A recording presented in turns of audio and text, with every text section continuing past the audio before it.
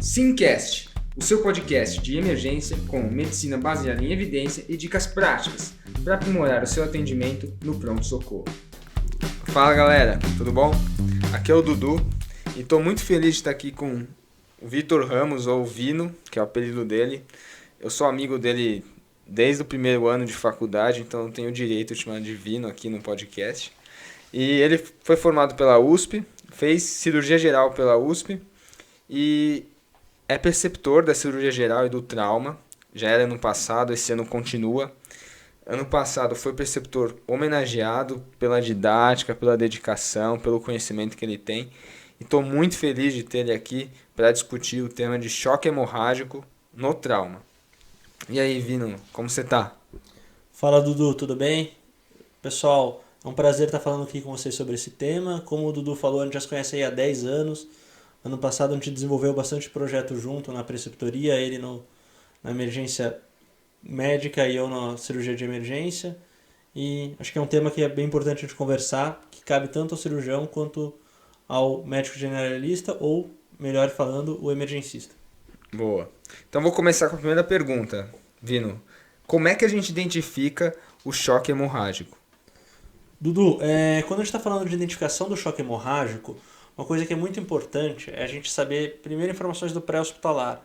Não só os sinais vitais na cena, mas até o paciente que está normotenso, não está tacárdico, mas a gente saber se teve muito sangue na cena, se teve múltiplas vítimas, para saber o mecanismo de trauma e saber qual a gravidade do paciente potencial que nós estamos lidando. Não existem critérios diagnósticos específicos para o trauma hemorrágico, né? Mas a gente pode utilizar critérios diagnósticos para o choque em geral. Vou citar aqui os do Rosen, principalmente, em que a gente define o choque como mais que 4 critérios, maior ou igual a 4 critérios, né?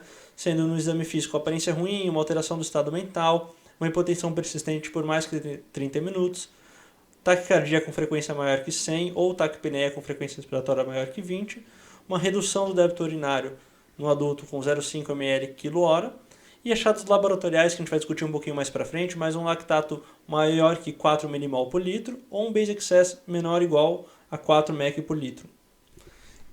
Beleza, entendi, Vino. Então, fala o seguinte, Vino. Dentro do trauma, o choque hemorrágico não é o único motivo pelo qual o paciente pode apresentar hipotenso. Quais são os diferenciais que eu tenho que pensar nesse contexto? Isso é bem importante. Primeiro que a gente precisa sempre relembrar, e é uma premissa do ATLS, de todos os guidelines de trauma, que até que se prove o contrário, o paciente chocado, vítima de trauma, está chocado por hipovolemia. Mas é claro que existem outros mecanismos que não só podem explicar o choque diferentemente do choque hipovolêmico, ou até contribuir tendo uma somatória de fatores que prolongam o estado de hipoperfusão tissular do paciente. Entre esses outros, a gente pode citar principalmente o obstrutivo e o neurogênico.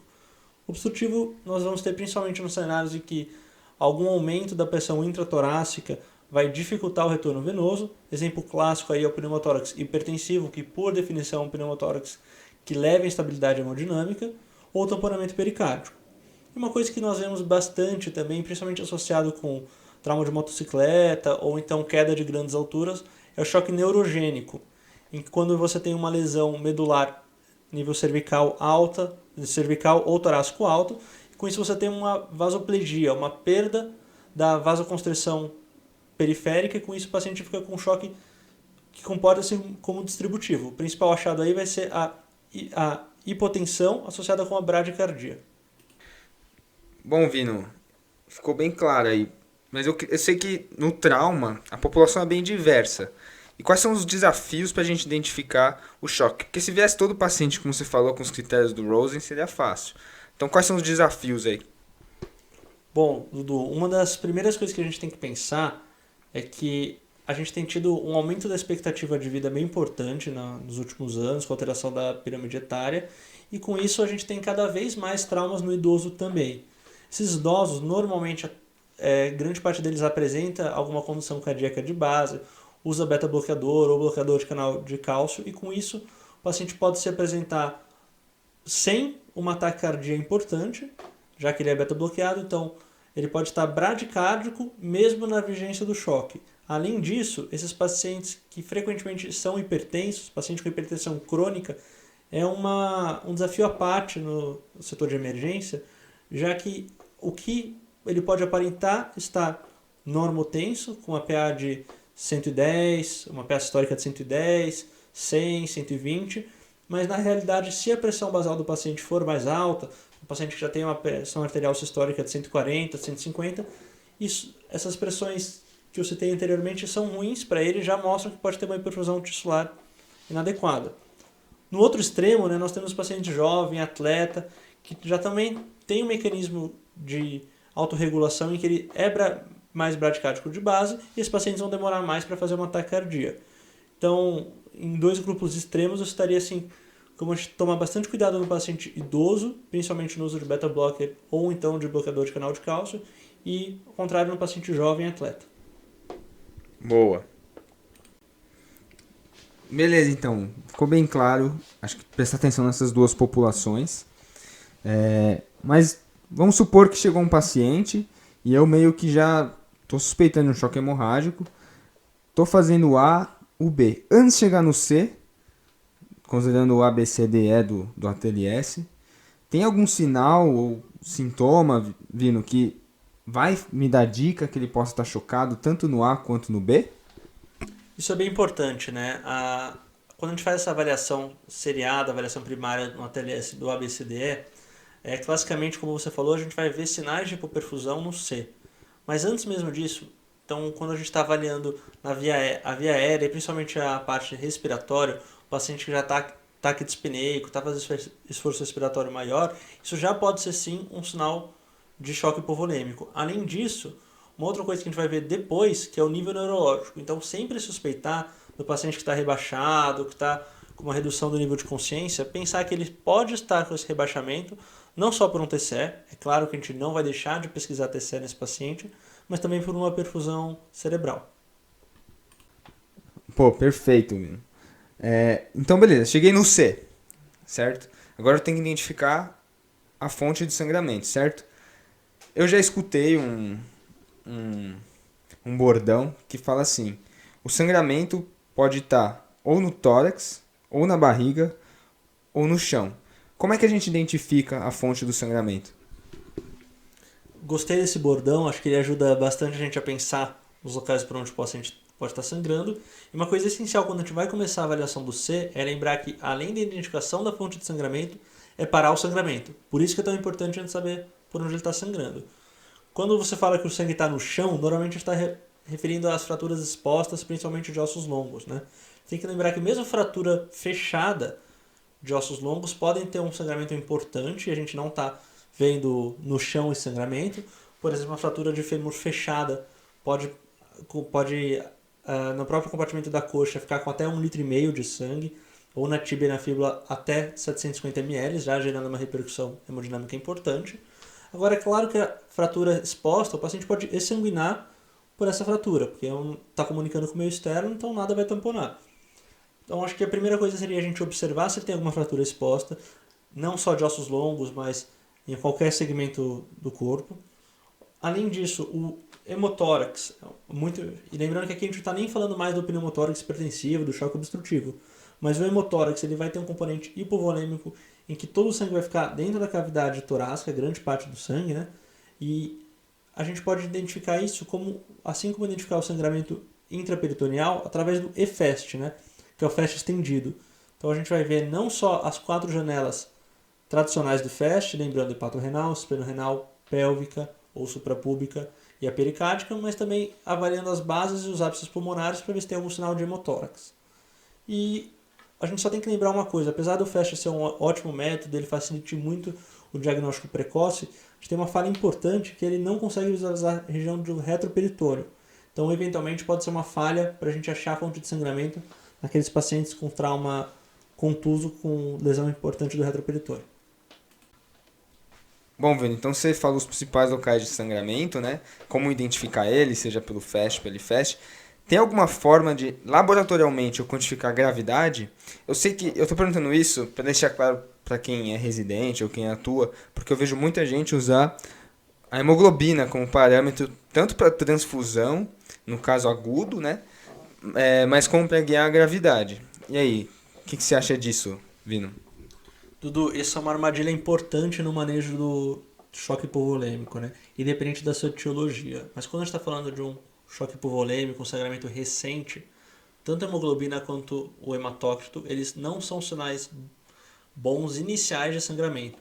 Então, a gente tem que tomar muito cuidado em avaliar o paciente chocado com HB e HT normais como paciente sem sinais de hemorragia recente. Então, tem que tomar muito cuidado com isso, que o paciente pode estar com HB e HT normal e frequentemente está. De preditor laboratorial, nós temos basicamente o basic excess e o lactato, que são os melhores preditores da hipoperfusão tissular, que é o que a gente está vendo nesse momento, né? O basic excess, que quando está negativo a gente chama de base deficit, né?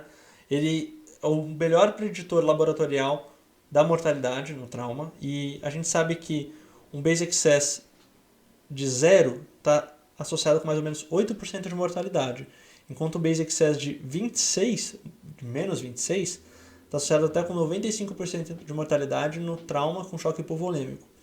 Então, o basic excess ou o basic deficit talvez seja o melhor exame para a gente escolher no momento. Ele vem junto com a gasometria arterial, e junto com a gasometria arterial completa a gente também pede o lactato, que é um bom indicador de hipoperfusão tissular, né? Tanto a elevação do base deficit quanto o lactato estão relacionados com mau prognóstico, mas a gente não sabe ainda, ao contrário de como já existem alguns estudos com a população clínica, se o clearance do lactato e a adequação dos níveis do base deficit estão relacionadas com uma boa resposta à ressuscitação inicial. O que a gente sabe é que base deficit aumentado ou lactato aumentado são preditores de mortalidade. Boa. Vou aproveitar até aqui para citar o estudo Andrômeda. Foi para paciente séptico. Acho que lançou no passado, em março, acho, se não me engano. E ele comparou o uso do lactato. É um estudo que foi feito aqui nas Américas. Foi publicado, se não me engano, no JAMA. E ele comparou o uso do lactato versus tempo de enchimento capilar para guiar a terapia, né? A terapia de ressuscitação do paciente no choque séptico, não é no choque hemorrágico. E o que eles viram? Que não teve diferença de mortalidade e, na verdade, quem usou o tempo de enchimento capilar teve uma mortalidade menor, só que não foi estatisticamente significativa, teve um P de 0,06. Isso é para o choque séptico, mas extrapolando, né, já que a gente não tem evidência forte, talvez não seja tão bom usar como meta. A gente vai discutir meta de manejo do choque mais para frente. Então, aproveitando, já que a gente está falando aqui de gravidade do choque, o base deficit e o lactato podem ser usados para avaliar a gravidade. Tem outra forma de avaliar a gravidade do choque hemorrágico no trauma, Vino? A última edição do ATLS, que saiu em 2018, a 10ª edição, ela basicamente atualizou aquela tabela de classificação de graus 1 a 4, e agora, em vez de colocar valores, então valor de frequência cardíaca, valor de diurese, ele compara como alteração, ou seja, aumento ou diminuição desses fatores. Então, o que chama atenção aqui, é claro, o choque grau 1 é aquele paciente que a gente equivale quando ele doou sangue. O paciente até pode se apresentar um pouco taquícardico, mas normalmente não tem grandes alterações e costuma ter uma boa resposta em 24 horas sem nenhuma medida, né? Ao contrário, no paciente grau 4, o paciente tem um choque muito severo, quando já perdeu mais de 40% da volemia, o paciente está claramente sanguinado, tem uma própria aparência muito grave e acaba também não dando tanto problema. O que a gente consegue achar de problema é quando a gente vai ver os pacientes com choque grau 2 ou choque grau 3. E essa tabelinha da ATLS ajuda a gente bastante, porque um dos primeiros achados ao exame físico desses pacientes vai ser a pressão de pulso, né? Ou seja, a diferença entre a pressão arterial sistólica e a diastólica. No choque grau 2, essa pressão de pulso já está reduzida. Isso porque a diastólica ela aumenta inicialmente devido a uma liberação de catecolaminas que aumenta a resistência periférica.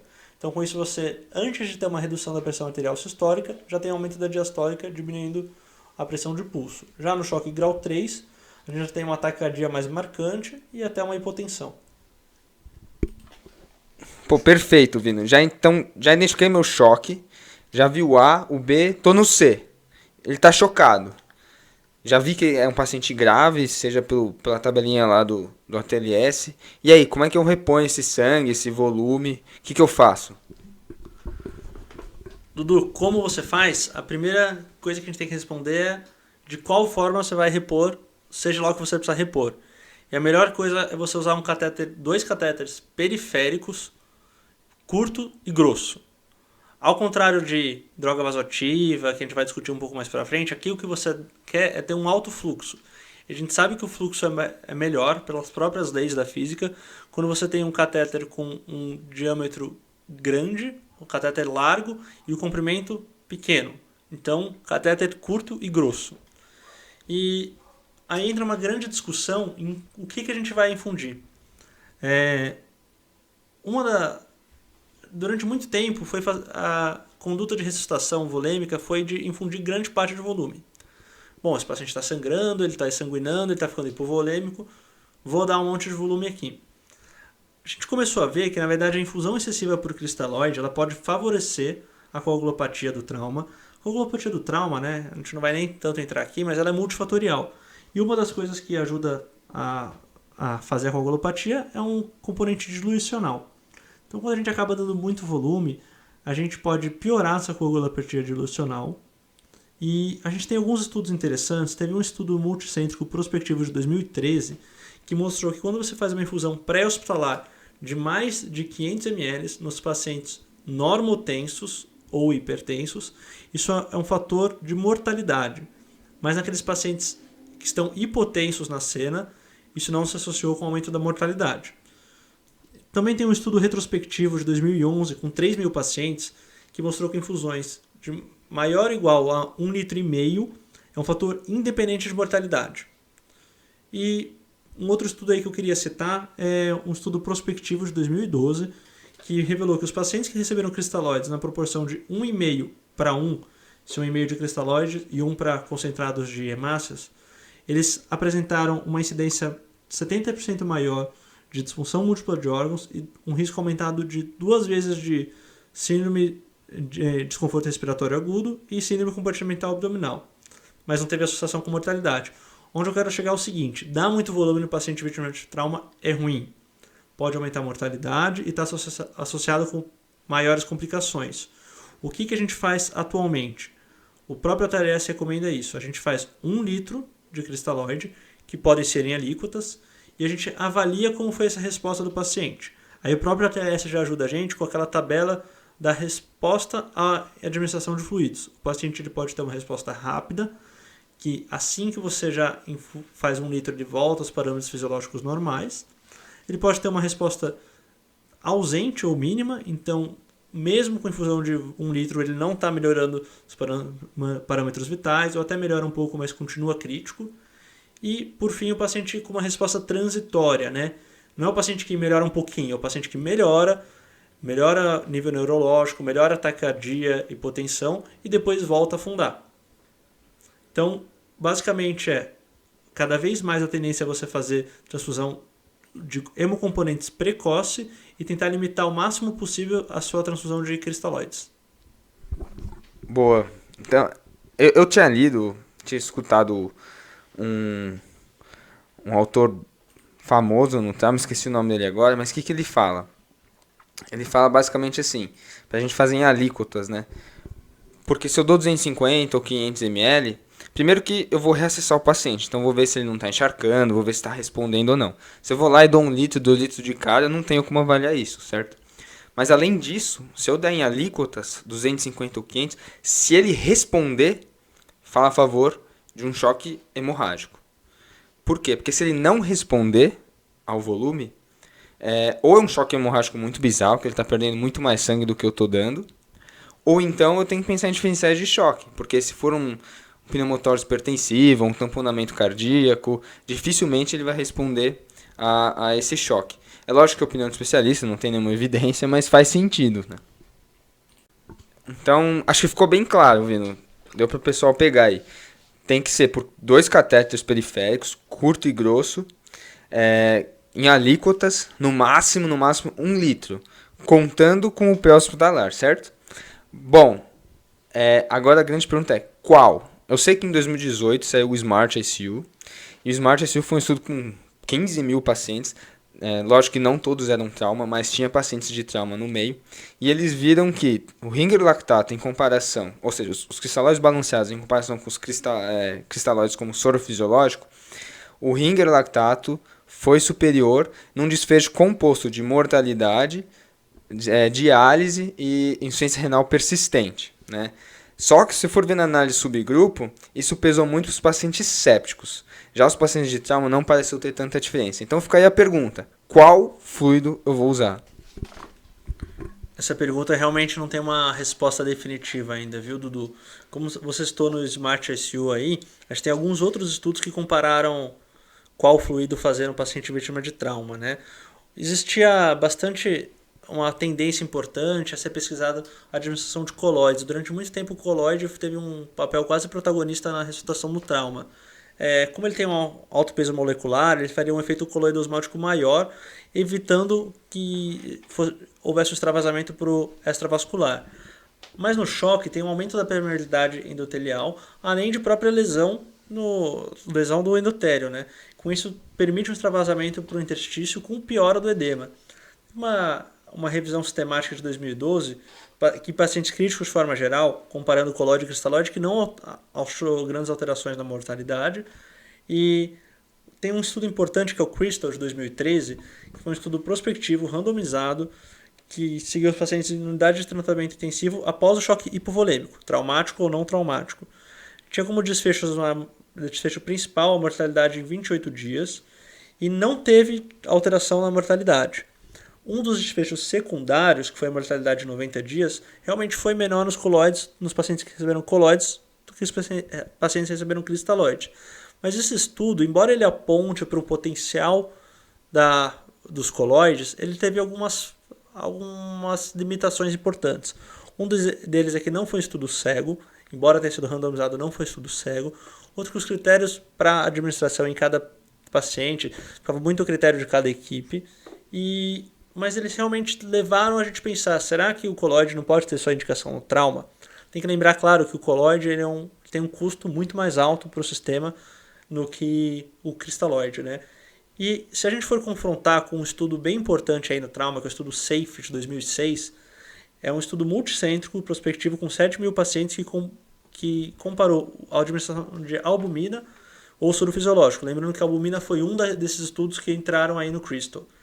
E a mortalidade foi maior nos pacientes que receberam albumina e foram vítimas de neurotrauma.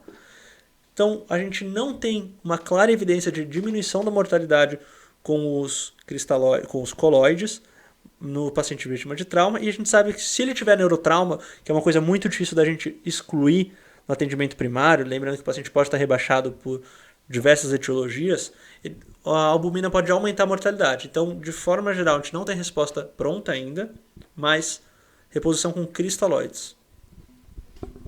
E, Vino, e a questão do amido? Eu sei que é meio controverso também.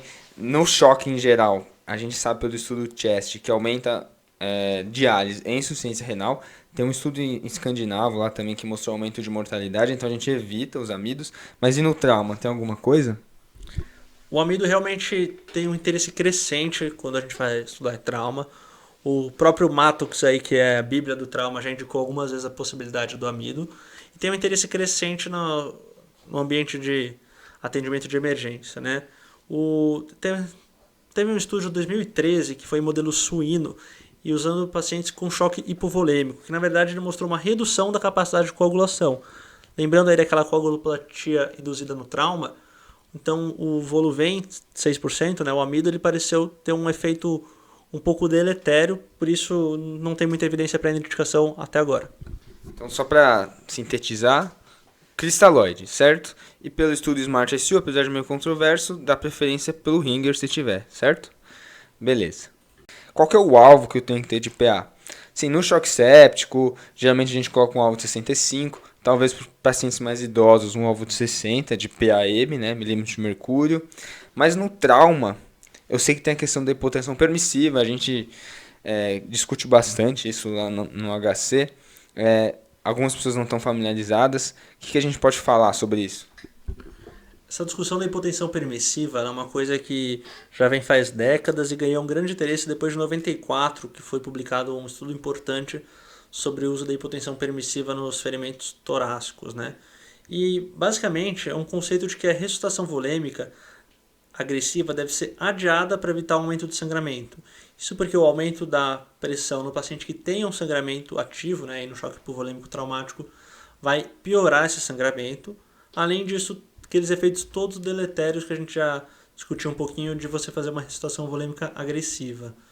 E a gente tem alguns estudos que mostraram que o paciente chocado, que esteja com sangramento, ele pode ter inicialmente, quando a gente fala inicialmente, não tem um tempo muito bem estabelecido, mas aí na primeira 1 hora e meia do trauma, a gente pode ter como alvo pressão arterial sistólica entre 80 e 90, ou como parâmetro clínico, né, se a gente não estiver vendo a pressão, mas a palpação do pulso radial, ou então a preservação de um status neurológico do paciente. E tem um guideline europeu que saiu ano passado que mostra a PAM entre 50 e 60. Uma coisa muito importante aí, Dudu, quando eu estou falando, a gente está excluindo pacientes com neurotrauma, tá? Quando a gente está falando em pacientes vítimas de neurotrauma ou trauma raquimedular, nossa histórica alvo vai ser 110 e a PAM alvo maior que 80 mm de mercúrio, tá? Isso pensando em garantir uma perfusão adequada para o território carotídeo cerebral. E nos pacientes idosos, a hipotensão relativa, a gente aí acaba falando de uma pressão arterial sistólica de 90, tá? Então a hipotensão permissiva, atualmente ela está dentro de um espectro um pouco maior que a gente chama de Damage Control Resuscitation, que envolve você fazer uma série de medidas que a gente até vai discutir um pouquinho, como a administração dos antifibrinolíticos, e você garantir que esse paciente não tenha uma piora do sangramento, garantindo uma hipotensão permissiva até controle do sangramento.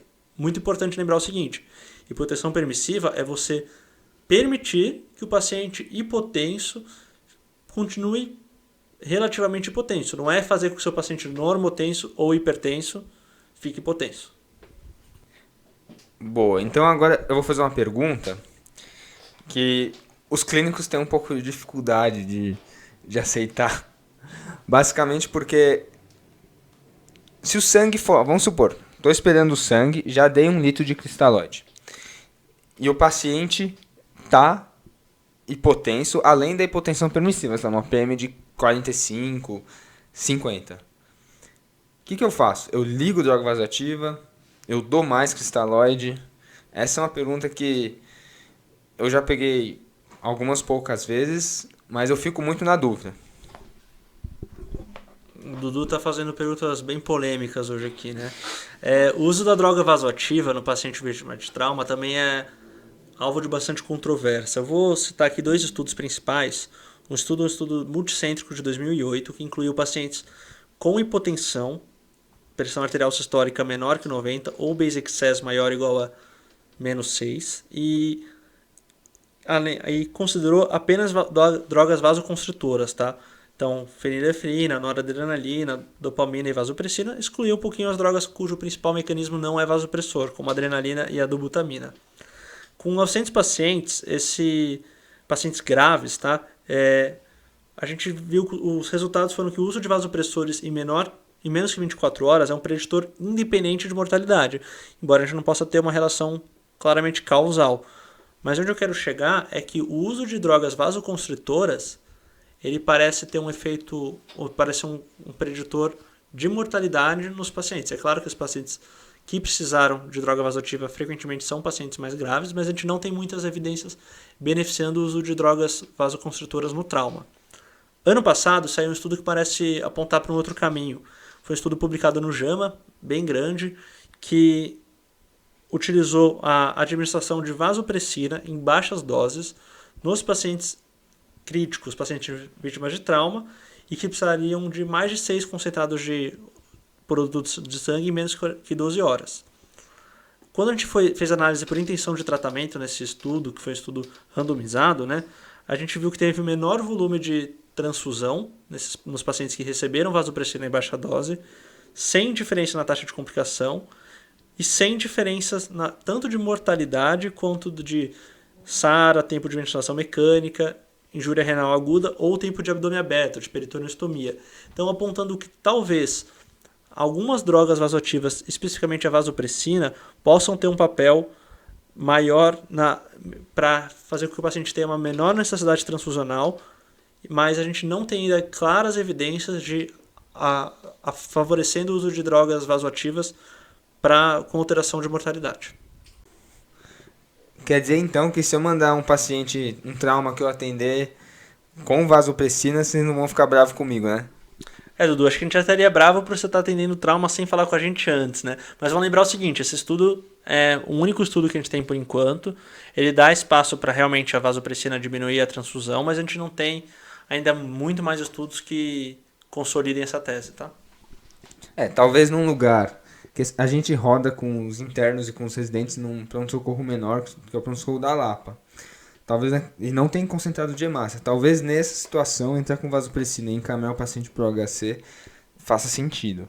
Bom, então já falamos de muita polêmica, foi bem rico. Agora eu vou fazer uma pergunta mais fácil para você, algo mais consolidado. O estudo CRASH 2, que foi o estudo que comprovou o uso de antifibrinolítico no trauma. Qual que é a evidência e como que eu faço o antifibrinolítico, Vino? Boa, então o CRASH 2 ele é um estudo já consagrado aí para todo mundo que atende trauma, né? Seja o emergencista, o intensivista ou o cirurgião. E ele foi um estudo multicêntrico em 40 países, randomizado, duplo cego, que envolveu 20 mil pacientes. Então, um estudo de respeito, né? E como critério de inclusão foram adultos vítimas de trauma que ou já mostravam sinais de hipotensão com uma PA arterial sistólica menor que 90 ou frequência cardíaca maior que 110, ou risco de sangramento, de uma forma meio genérica, e menos de 8 horas do trauma, né? E quando a equipe estava em dúvida se indicava Transamin ou não, esse antifibrinolítico. O desfecho primário, que foi mortalidade em 4 semanas entre quem recebeu Transamin e quem não recebeu, era mortalidade por todas as causas e foi reduzida, né? Então os pacientes que receberam Transamin tiveram uma mortalidade menor. Essa redução da mortalidade também se estendeu à mortalidade específica por sangramento e não teve diferenças não teve aumento aí de intercorrências, de complicações do antifibrinolítico, porque um dos medos com esse estudo era a aplicação precoce do antifibrinolítico, se ela faria maior eventos vasoclusivos, então um IAM, um AVC, e esse estudo ele mostrou que não, que a administração do Transamin, além de salvar vidas, ela é bem segura. Aqui no HC a gente recebe bastante caso vítima de trauma, que seja por transporte aéreo, seja por transporte terrestre com o grau avançado, né, que tem médico na equipe, inclusive várias pessoas aí da medicina de emergência trabalham lá. Com muita frequência os pacientes já receberam Transamin na cena. O que a gente tem de melhor evidência é que o Transamin a gente tem que dar uma dose de 1 grama em menos que 3 horas do trauma, e a dose de manutenção é 1 grama em 8 horas. Então, é o que a gente acaba fazendo aqui no HC e em diversos centros de trauma.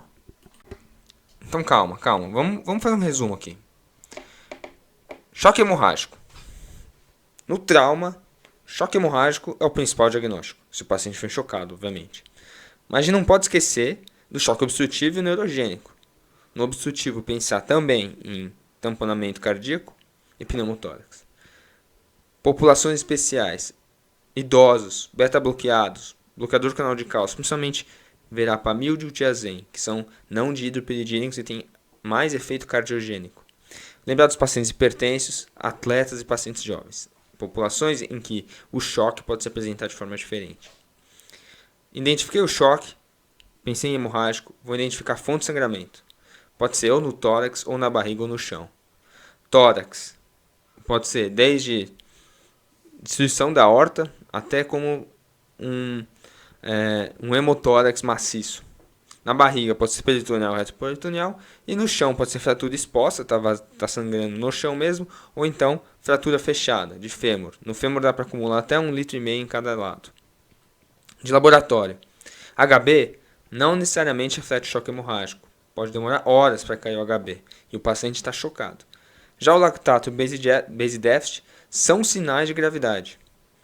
Outra forma de avaliar a gravidade é usar aquela tabelinha do ATLS, do choque hemorrágico. Conduta. Essencial, parar o sangramento, seja cirurgicamente, seja com compressão, dependendo de onde for.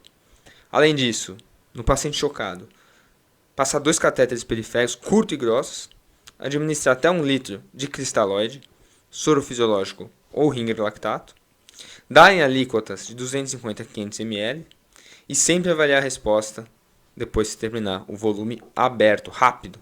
A ressuscitação principal é com sangue. Não deu tempo de a gente discutir aqui transfusão maciça, mas se o paciente perde sangue, você tem que dar sangue. Lembrar do conceito de hipotensão permissiva, ou seja, evitar uma ressuscitação agressiva para não piorar o sangramento, um alvo de PAS de 90, um pulso radial palpável, um status neurológico ok, ou no paciente com suspeita de TCE, uma PAS mais alto, de 110.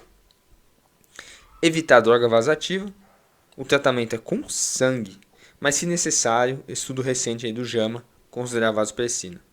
E para parar o sangramento, além das medidas cirúrgicas, obviamente, de compressão, Transamin, pelo estudo CRASH 2, 1 grama em 10 minutos, nas 3 primeiras horas, e mais 1 grama em 8 horas contínuo. Ou seja, 1 grama em 10 minutos, nas 3 primeiras horas, e 1 grama contínuo em 8 horas.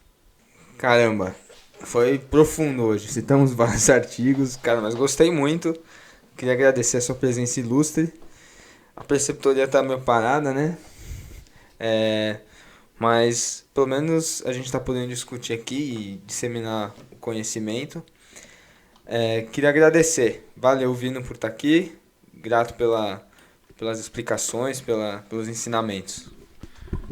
Obrigado, Dudu, pelo espaço. Espero aí que a gente possa contribuir mais também no futuro. Obrigado a toda a equipe. Então, para quem não conhece ainda nosso site, acesse o nosso site. Vou colocar as anotações, o resumo do podcast no show notes, com esqueminhas para ajudar a memorizar. Sigam a gente no Instagram, @emergência.sim. E para quem não conhece nosso curso prático, que a gente pode discutir trauma também, diferentes tipos de choque, vá no nosso site e dê uma olhada.